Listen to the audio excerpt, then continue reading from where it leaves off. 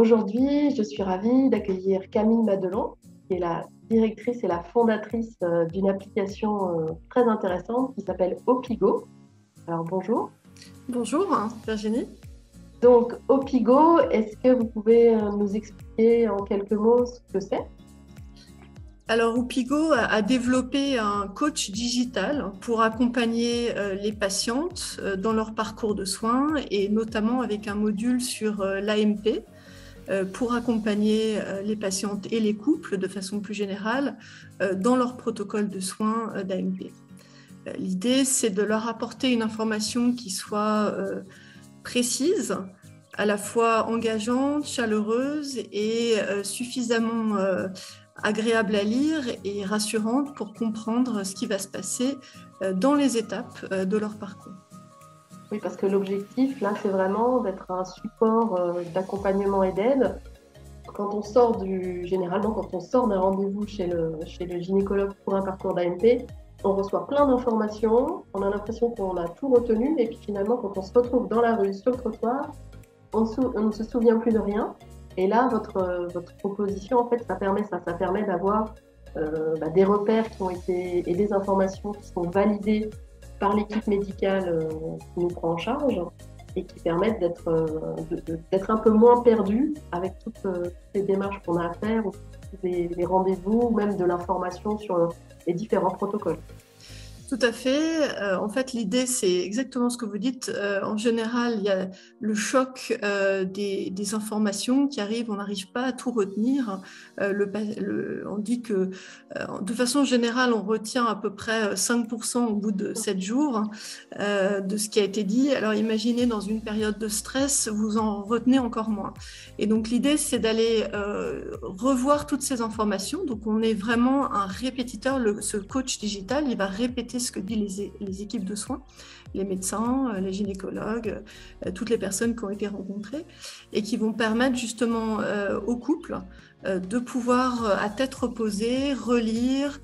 On travaille aussi sur de la pédagogie, donc pour expliquer l'ensemble des termes, pour bien séparer les différentes étapes. Et on sait très bien que les pics de stress sont différents dans un parcours d'AMP. Il y a des pics de stress au démarrage, il y a des pics de stress au moment où la personne démarre son traitement. Est-ce que ça va marcher, pas marcher? Donc on répond à toutes ces questions. Le pic de stress pour une FIV dans l'attente des 15 jours du résultat. Vous voyez, donc tous ces éléments-là, on accompagne par des visuels, des textes et qui sont vraiment adaptés au protocole particulier de la personne. Que ça soit une FIV, que ça soit une FIV-ICSI, que ça soit différents protocoles, notamment tout ce qui est préservation de fertilité aussi, préservation urgente, non urgente. Donc on rentre vraiment dans une série de protocoles très fins et qui calent complètement avec l'hôpital. Donc c'est personnalisé au niveau de l'hôpital. Oui, parce que ça a été élaboré aussi avec les équipes médicales d'AMP, là, de l'hôpital. Antoine Béclair. Antoine Béclair, Oui, c'est ça, voilà. avec le professeur, des équipes du professeur Greenberg. Voilà. Donc là, pour l'instant, tu es que sur cet hôpital-là, mais l'objectif, c'est que ça puisse aussi s'étendre à d'autres hôpitaux. Oui, tout à fait. On a une plateforme qui est flexible, en fait. Donc, on peut, grâce à cette architecture, faire des protocoles qui soient vraiment personnalisés pour chaque hôpital. L'idée étant, comme je disais tout à l'heure, vraiment que ce coach, il répète et il renforce, en fait, le lien. Il répète les messages de l'équipe de soins, il renforce le lien entre l'équipe de soins et le patient, ou la patiente en particulier. On sait très bien que dans ces cas de stress, c'est pas le digital qui va rassurer. Par contre, ça va être le lien humain.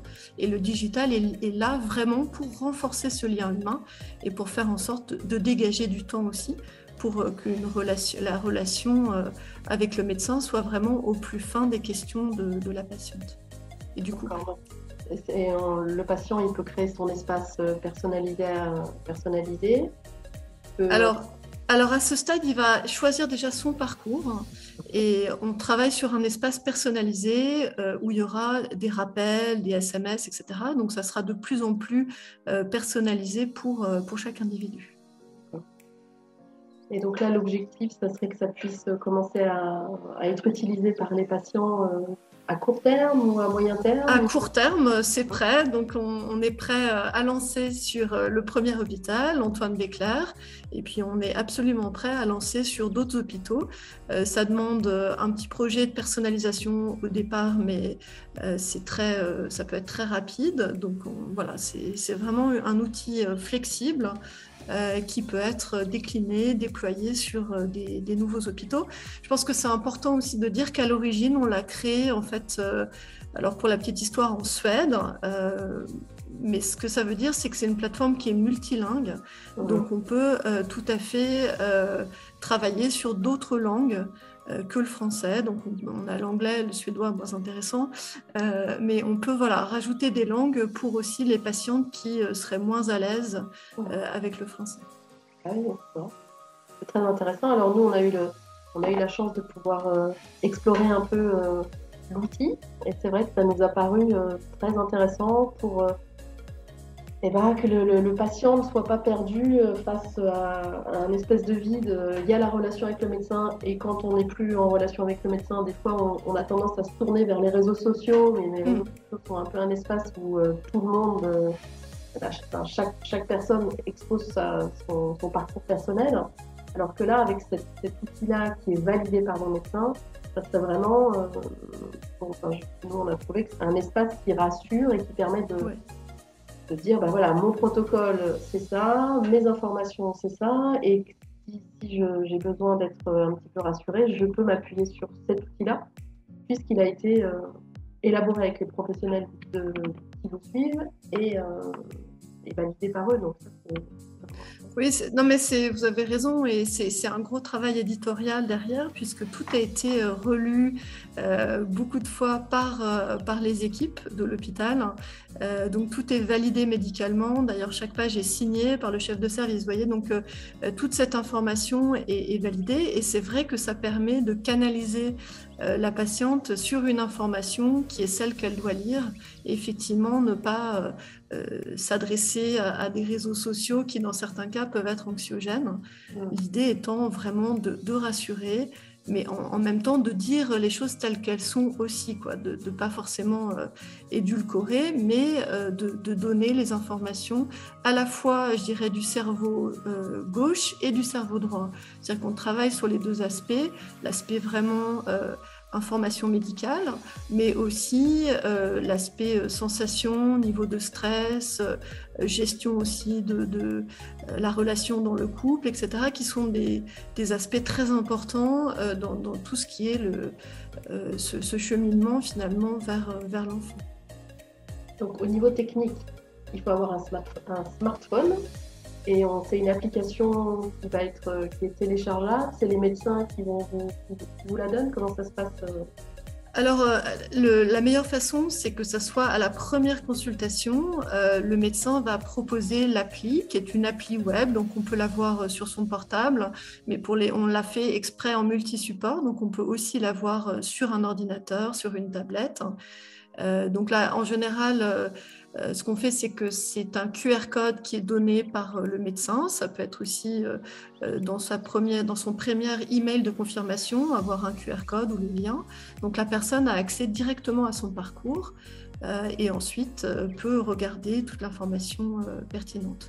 Donc il y a un code qui est donné au niveau de l'hôpital. Donc la patiente qui ne fait pas partie de l'hôpital ne peut pas le consulter, mais ce n'est à ce stade pas un code personnalisé. C'est-à-dire qu'elle peut le partager aussi avec son conjoint ou des proches, parce qu'on s'aperçoit aussi que l'information des proches est importante pour éviter je dirais certaines indélicatesses parfois que les proches peuvent aussi faire ressentir aux couples qui passent par ce parcours de ce traitement de fertilité.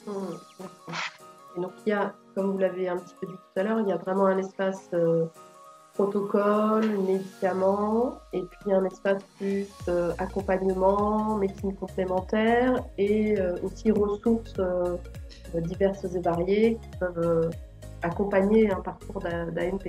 Voilà, tout à fait. Donc, il y a la partie effectivement très médicale, l'injection des médicaments, le protocole médical, les différentes étapes, mais il y a aussi comment mieux vivre son traitement, quelles sont les ressources qui permettent de mieux le vivre, les associations, voilà, comme la vôtre, donc des ressources aussi qui sont utiles pour les patients, pour pouvoir se connecter, et on les focalise sur les bonnes ressources aussi pour éviter qu'elles aillent sur le web. En tout cas, ce sont des ressources qui sont validées par l'équipe médicale.